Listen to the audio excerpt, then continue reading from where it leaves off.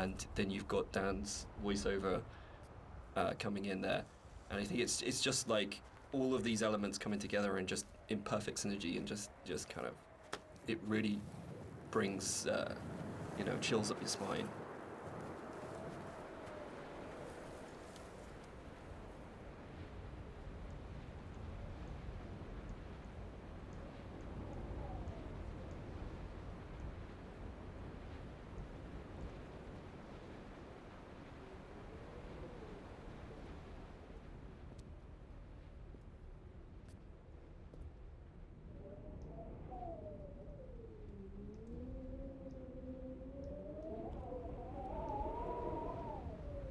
Inside the bothy, there is a randomised chance that you can find an ultrasound picture on the table, and I think it's the one instance of randomisation in the game that is like the pinnacle of it, because the idea that Esther was pregnant when she died changes everything emotionally about how you understand the story.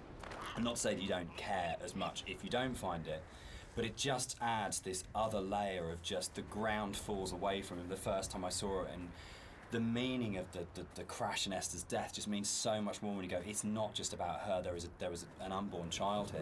And I think that's where the randomisation just hits its absolute peak, because it's one tiny detail that may or may not be there, but if it's there, it's going to fundamentally change the way you feel about the entire thing. And that's the strength that the randomisation elements in Esther kind of provide, that you go, you're likely kind of feeling about the story and your understanding about the story can be changed so absolutely by the occurrence or not of one tiny little prop detail.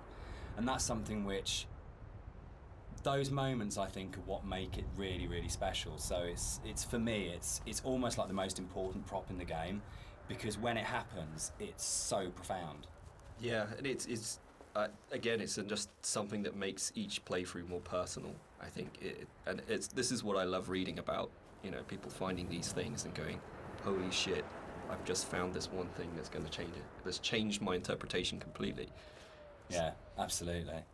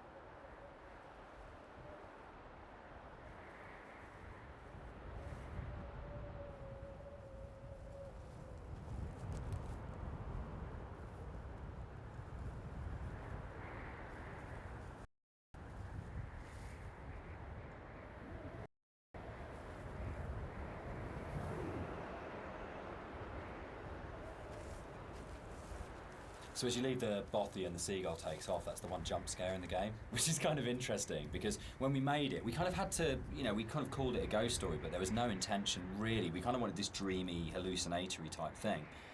But when it came out, people started coming back and saying, this game is absolutely terrifying. I was really, really frightened. And that was really amazing. And I think it's because nothing happens. We're so trained in games to go, there's stimulus all the time, that if nothing happens, you're waiting for something to happen. And kind of, I tend to go back to again and again the whole sequence in Dead Space 2 when you go back to the Ishimura, and it's like the best bit of Dead Space 2, because for what feels like hours, but it's probably only about 15 minutes, nothing happens and no necromorph comes at you, and it's absolutely terrifying, because it's just this space and you're just left in it. So I think the kind of the bird here is really interesting, because it can actually really, really make you jump. But I don't know if that was part of why people were saying that the game was really scary, but it was a real surprise when people started coming back and saying, this is a frightening game. And I don't know how much of that is to do with the ideas in the game are frightening when you think about them, and how much of it is to do with just the emptiness and the lack of kind of things in the game make it a really quite stressful or quite frightening place. But it was a real surprise, I think, that sort of reaction from a lot of players when we shipped it.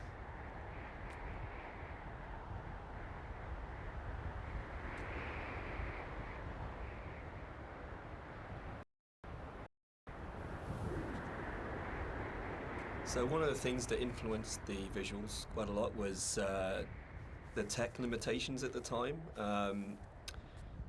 and also the kind of themes of the game. Like tech-wise, we were never ever gonna kind of achieve photorealism, and I think that was a good thing. I mean, really, it made us sort of stretch out into other areas, and for me as an artist, it kind of made me think a little bit more creatively.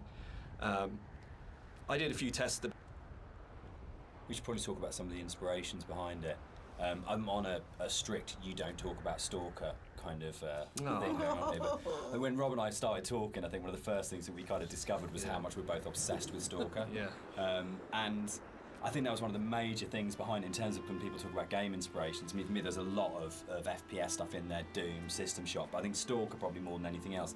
And Roadside Picnic, the Strugatsky novel that Stalker's based on, of the idea of this incredible space that you didn't understand, that's simultaneously beautiful and threatening. And I think sort of Tarkovsky's kind of films kind of play into that as well, particularly his version of Stalker, that you want to have this place that you feel rather than think about. And for me, that was like really kind of core to all of the inspirations for the game, was this is a space that is about feeling, not thinking. Yeah, I think the movies in particular, I think I hadn't watched the movies. I'd read the book and I played the game, but when I watched the movie, it kind of all made sense to me, like why I like the game so much and why I like the story. It's just like every shot is like a painting. It's like every shot has its story to tell. There's very little dialogue in the actual movie itself. There's just these long, lingering shots, and each shot is amazingly beautiful, and in its kind of desolation. And for me, that was like a huge influence. You know, like trying to bring some of that through into the environments. So that is definitely going to struggle not to talk about. But the game as well. I'd say the actual Stalker game has a big place in my heart. Like gaming-wise, it's one of the reasons I got into game art in the first place. Yeah. So that to me is a big part of it too.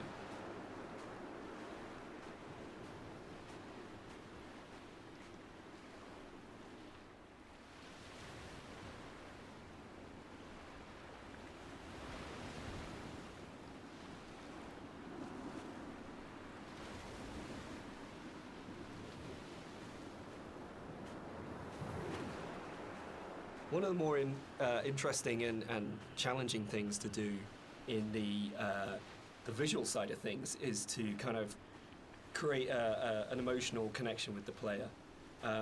With the music, it's very strong, and the dialogue can kind of help you to feel what the character's feeling, but to kind of really create an atmosphere and to create emotion, it's very difficult. So I designed a few things very subtly within the environment to kind of plant imagery into your mind and kind of make you feel certain things. With this shipwreck on the beach, you can kind of, like, if you look at it from certain angles, you get this real, like it's like a cross sticking up. It's this kind of semi-religious imagery, but it really kind of, it's not obvious, it's not in your face, it's just kind of like something that makes you feel like something you know. And so like there's a lot of deliberate attempts in the game to recreate that feeling, and it's kind of hard to point out in many other places, but it's done in a way where every single rock, every single plant, every single cliff face has been deliberately placed and designed in a way to try and make you feel something in the game.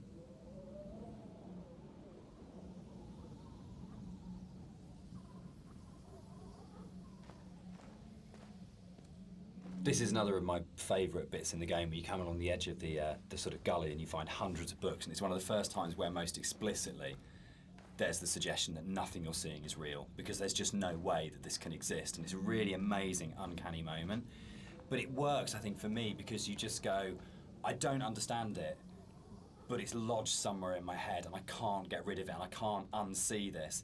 And I think for me, like in terms of my influences from books, I mean, there's the obvious sort of stuff like with Burroughs, Cut Up and things like that going on.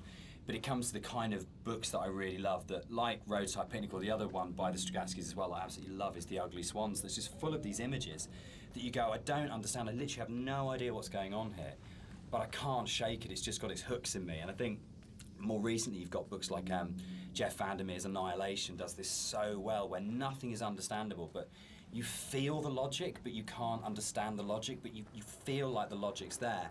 And that, I think, is a really powerful thing that games are so good at doing, of creating these things. And I think where a lot of game writing for me becomes kind of the wheels fall off it, is that they have these amazing ideas and then suddenly there's this huge rush of going, right, we've developed this mythos and we've shown you all the tips of the iceberg, which are really interesting, but now we're just going to show you the whole iceberg.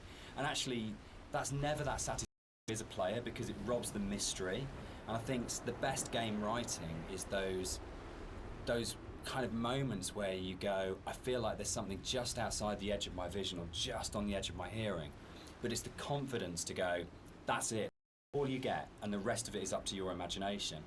And I think it does loop back to games like Stalker. I think Skyrim at its best does it so well, where you just have these moments where you think, I want to know, but it's going to be down to my imagination to draw those things. And the player's imagination is the most powerful thing you've got in your design kit. There is nothing you can put on screen, there is nothing you can do with audio, there's nothing you can do with dialogue that will ever be as powerful as the player's own imagination. So if you oversell the idea and oversell the image, what you're actually doing is you're kind of not only robbing the player of the opportunity to invest in the game, but you're also fundamentally opting for a weaker tool than what the player can bring to the experience themselves.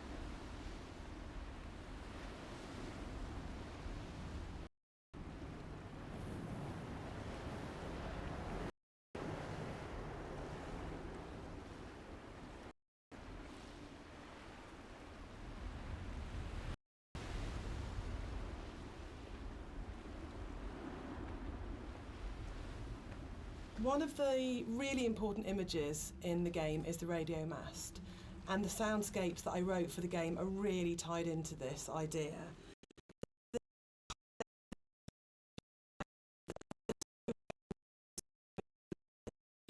It really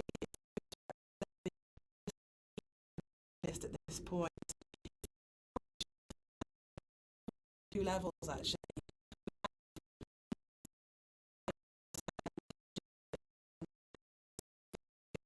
Journey, and there going on in the game.